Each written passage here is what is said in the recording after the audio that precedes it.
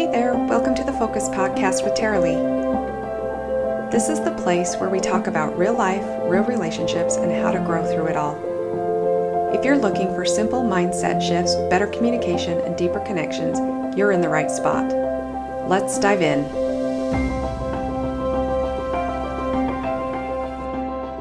Hey friends, welcome back to the Focus Podcast. If you're new here, I'm Tara Lee, and I help couples stop fighting the same fight and start building the marriage they actually want. Today, we're talking about something that quietly creates more conflict in relationships than almost anything else: the story we tell ourselves. Now, if lately you've been feeling more sensitive, more reactive, or more unsure about your marriage, this episode is especially for you. And if you listened to last week's episode about the focus framework and how your reticular activating system works, this is where it gets practical. So last week I told you that what you focus on literally expands. Today I'm showing you exactly what you're focusing on that's making everything worse. And it's not what you think. Because here's what I've learned after 27 years of marriage and after coaching many couples. Most of your pain isn't coming from what your spouse did. It's coming from what you made it mean. So let's talk about how to stop the spiral before it wrecks the conversation and your marriage. The first thing I want to talk about is that the spiral always starts with a story. Now, let me paint you a picture here. Your spouse doesn't text you back. That's it. That's the fact. But your brain doesn't stop there, does it? Within minutes, you've gone from "they're probably just busy" to "they don't care about me." Your chest feels tight, your thoughts start to speed up, and you might even start to feel angry or hurt. You start replaying every other time they didn't respond fast enough. And by the time they do text back, you're no longer responding to them, you're responding to the story you just spent 20 minutes building in your head. Does this sound familiar? Now, here's where last week's episode comes in. Remember when I talked about how your reticular activating system, or your RAS for short, that part of your brain that acts like a filter, deciding what's important and what gets your attention. Once you tell yourself the story, "they don't care about me," your RAS goes to work finding evidence to prove that. Every sigh becomes proof. Every time they're on their phone becomes confirmation. Every moment they're not actively showing you affection becomes a data point. What you focus on expands. And right now, you're focused on a story, not a fact. Your brain isn't broken. It's doing exactly what it was designed to do: protect you. But in a marriage, that protective instinct can become a connection killer, because your brain is wired to prioritize safety over connection. And when it senses a potential threat, even something small like a delayed text, it fills in the blanks with the worst case scenario. It's not trying to ruin your relationship. It's trying to prepare you for the worst so you're not blindsided. But here's the problem with that. You start reacting to the story, not to what's actually happening. And your RAS starts collecting evidence for a story that might not even be true. So let's break this down. There are facts and there are stories. Facts are neutral. They're observable. They're what a video camera would record. Some examples might be: your spouse didn't text you back. They were quiet at dinner. They forgot to pick something up. Or they sighed when you walked in the room. Those are facts. Stories are the meaning you assign to those facts. They don't care about me. They're emotionally checked out. They never listen. They're annoyed with me again. Same situation, completely different emotional experience. The fact is neutral. The story creates the feeling. The feeling drives the reaction. And suddenly you're in a fight that didn't actually need to happen. And here's what makes this so powerful when you connect it to what we talked about in last week's episode. If you're telling yourself the story, "they're pulling away," your RAS will find every piece of evidence to prove it. Because if you focus on the fact, "they were quiet tonight," your brain stays curious instead of conclusive.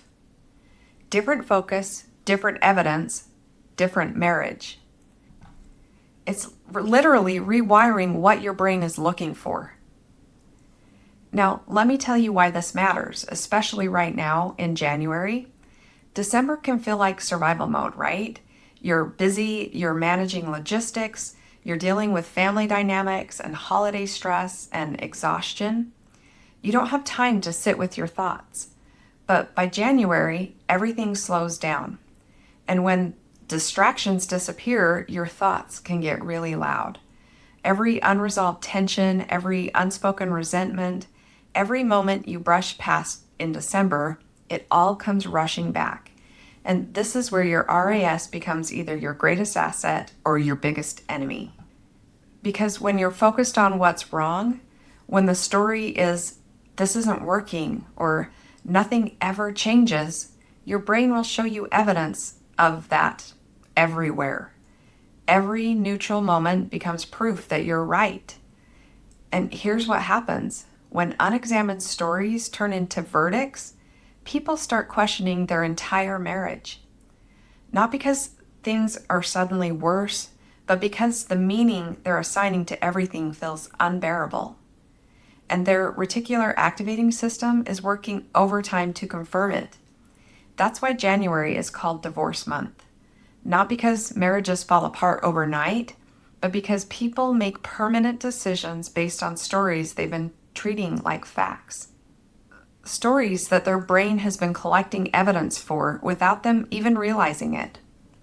So if you haven't listened to last week's episode yet, pause this one and go back, because understanding how your brain works makes this tool 10 times more powerful. So here's the tool that will change everything for you.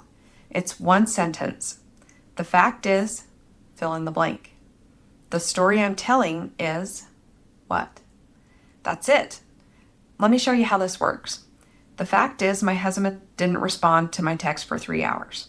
The story I'm telling is, he doesn't prioritize me. Here's another example. The fact is, my wife was quiet during dinner.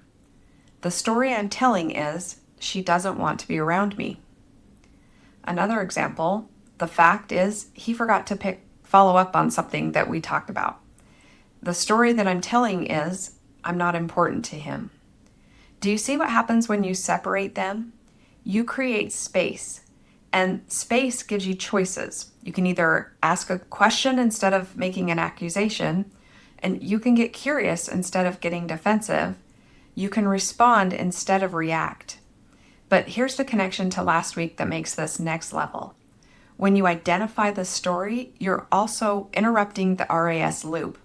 Instead of your brain continuing to find evidence for he doesn't prioritize me, you're redirecting it to focus on something more accurate. He didn't respond yet.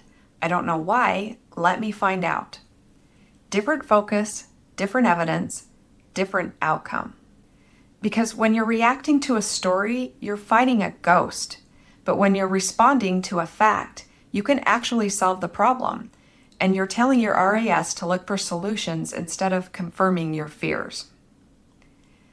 Let me give you some more examples of how this plays out in real marriages and how your reticular activating system is either working for you or against you in each one.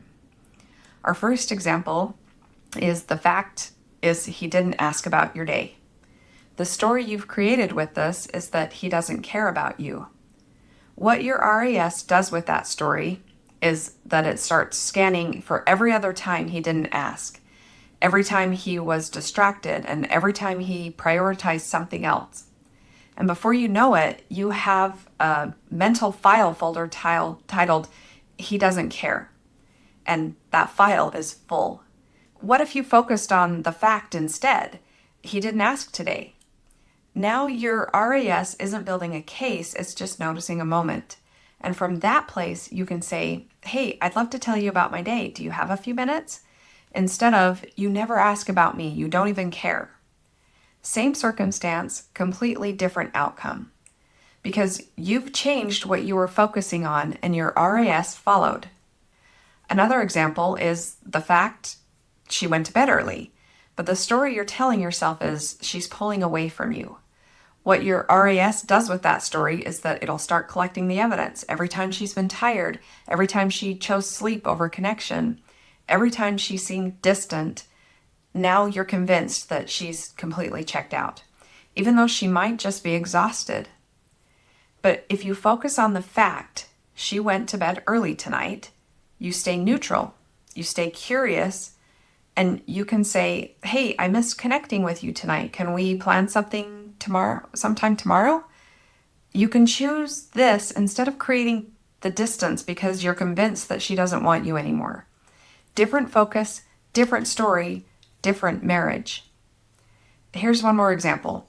The fact is, he used a sharp tone when he was talking to you. The story you tell yourself is, he's just like your ex or your dad or that person who hurt you. What your RAS does with that story is that it pulls up every painful memory, every pattern from your past, every time you've been hurt before, and suddenly you're not responding to him, you're responding to a ghost. But if you focus on the fact he spoke sharply, you can separate the moment from the meaning. And you can say, hey, that tone felt harsh. Was that intentional?